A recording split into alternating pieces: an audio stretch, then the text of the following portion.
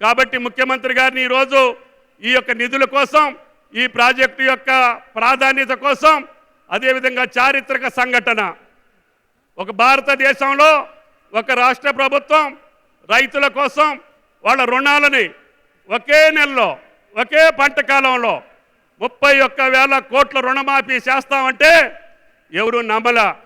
మాకు కూడా భయం వేసింది. అయినా ముఖ్యమంత్రి గారు, భట్టి గారు పట్టుబట్టారు. ఏం చేశారు, ఎట్లా తెచ్చారు నాకు తెలియదు, కానీ ఈ రోజుకి 18,000 కోట్లు రైతుల ఖాతాల్లో జమ చేశారు. 2 లక్షల రూపాయల లోపు రుణమాఫీని. ఎందుకంటే శ్రీరామచంద్రుడు సాక్షిగా ఆనాటి ముఖ్యమంత్రి రేవంత్ రెడ్డి గారు ఇచ్చినటువంటి మాట, ఇచ్చినటువంటి వాగ్దానం, నేను స్వాతంత్ర దినోత్సవం రోజున 2 లక్షల రుణమాఫీ చేస్తాను, అది నా మాట అని చెప్పి వాగ్దానం చేశారు. ఆ మాటను నిలపటం కోసం భట్టి గారు చాలా కసరత్తు చేశారు. అందరూ సహకారంతో ఈరోజు ముఖ్యమంత్రి గారి మాట నిలుపుకున్నటువంటి సందర్భం, రాష్ట్ర ప్రభుత్వం వాళ్ళ గౌరవాన్ని నిలుపుకున్నటువంటి ప్రభుత్వం మాటిస్తే తప్పదు అని చెప్పడానికే ఈరోజు ఈ కార్యక్రమాన్ని నిర్వహించాం. అందుకని ఈ 31,000 కోట్లు తప్పకుండా మీ ఖాతాల్లోకి జమ చేసేటటువంటి బాధ్యత మా శాఖ మీద పెట్టారు. కాబట్టి తప్పకుండా ఈ 18,000 కోట్లే కాదు, ఇంకా 2 లక్షల పైన ఉన్నటువంటి రుణం ఉన్నటువంటి రైతులు ఉన్నారు. మీరు ఎప్పుడు ఆ పై రుణాన్ని చెల్లిస్తే మీ ఖాతాలో మిగతా డబ్బులు వేపించేటటువంటి బాధ్యత ఈ ప్రభుత్వాన్ని అని చెప్పి మీకు ఈ సందర్భంగా మనం చేస్తున్నాం. మాకు బ్యాంకులు ఇచ్చినటువంటి అకౌంట్ ప్రకారం 40 లక్షల ఖాతాలు పైన మాకు ఇచ్చారు. గత 5 సంవత్సరాల్లో పంట రుణాలు తీసుకున్నటువంటి తెలంగాణ రైతుల యొక్క ఖాతాలు మాకు ఇవ్వమని చెప్తే 32 బ్యాంకుల్లో వచ్చినటువంటి ఖాతాలు 42 లక్షల ఖాతాలు మాకు వచ్చినాయి. ఆ 42 లక్షల ఖాతాలకి ఎంత డబ్బు అవసరం అవుతుంది అని చెప్పి మేము చూస్తే సుమారు 31,000 కోట్లు కావాలని చెప్పారు. ముఖ్యమంత్రి గారు పర్వాలేదు, నేను మాట ఇచ్చాను, మనందరం కలిసి మన మాట నిలుపుకోవాలి, లేకపోతే ఈ ప్రభుత్వానికి అర్థమే ఉండదు అని చెప్పి ఆయన వాగ్దానం చేశారు. ఆ వాగ్దానం యొక్క ఫలమే ఇవాళ తెలంగాణ రాష్ట్ర రైతుల పండుగ వైరా గడ్డ మీద జరుగుతుంది అని చెప్పి మీకు ఈ సందర్భంగా మనం చేస్తున్నాం. కాబట్టి ఈ పండుగలో పాల్గొన్నటువంటి వేలాది మంది రైతు సోదరీమణులందరికీ రాష్ట్ర ప్రభుత్వ పక్షాన ధన్యవాదాలు తెలియజేస్తూ, కొంతమందికి రాలేదు, మాకు వాట్సాప్లు చేయండి, మేము మాట్లాడతామని చెప్పి కొన్ని పార్టీలు చెప్తున్నాయి.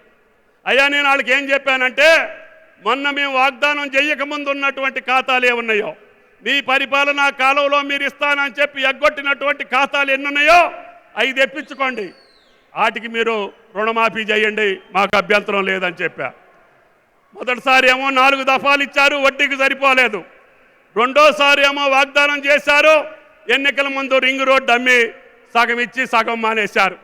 ఆ సగంతో పాటు ఈ 4-5 సంవత్సరాలు ఏ ఊరికైతే పంట రుణం ఉందో అన్నీ ఇస్తామని చెప్పాం. వాస్తవంగా అయితే రాహుల్ గాంధీ గారు వరంగల్లో చెప్పిన నాటి నుంచే మేము రుణమాఫీ చేయాలి, కానీ ముఖ్యమంత్రి గారు అట్టల్లా అన్నా వాళ్ళు ఎగ్గొట్టారు. గత 5 సంవత్సరాల్లో ఎవళ్ళైతే అప్పుందో అందరీ తీసుకో, కష్టమైన నష్టమైన భారమైన మనం తీరుద్దామని చెప్పి మాట ఇచ్చారు అని చెప్పి మీకు ఈ సందర్భంగా మనం చేస్తున్నాం.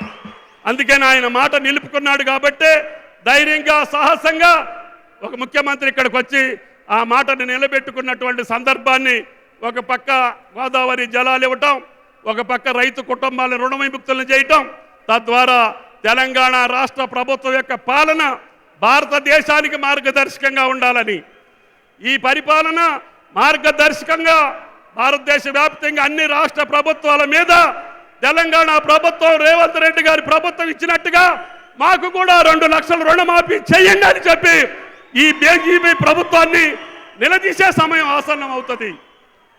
భారతదేశం మొత్తానికి తెలంగాణ ప్రభుత్వం ఒక దిక్సూచిగా ఉండాలని, మన మోడల్నే భారతదేశం ఆచరించాలని, అది ఇరిగేషన్ అయినా, వ్యవసాయం అయినా, ఐటీ అయినా, ఇండస్ట్రీ అయినా తెలంగాణను చూసి నిన్న ముఖ్యమంత్రి గారు చెప్పారు, నాకు ఈ రాష్ట్రాలతోటి పోటీ కాదు, నాకు ఈ ప్రపంచంతో పోటీ.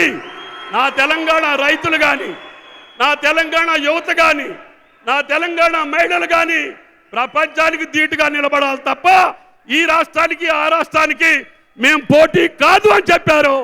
ఆ మాటను నిరూపించాలి, ఆ మాటను నిజం చేయాలి, ఆయన ఇంకా శక్తివంతుడు చేయాలి. ఆ శ్రీరామచంద్రుడి దయ వల్ల ఆయనకి ఇంకా శక్తినిచ్చి మనందరి కార్యక్రమాలు సీతారామ కావచ్చు, రుణమాఫీ కావచ్చు, ఈ జిల్లానే కాదు ఈ రాష్ట్రాన్ని సస్యశ్యామలం చేసి రైతుని ఆనందంగా నిలిపి ఆయన మామూలు చిరునవ్వు చూసి ఈ తెలంగాణ ప్రభుత్వాన్ని ముఖ్యమంత్రిని ఆశీర్వదిస్తారని చెప్పి మీ దగ్గరకు తీసుకొచ్చాను.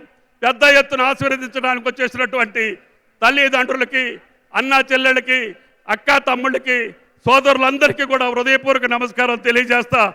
మీ అందరికీ కూడా స్వాతంత్ర దినోత్సవ శుభాకాంక్షలు. Thank you. నమస్కారం.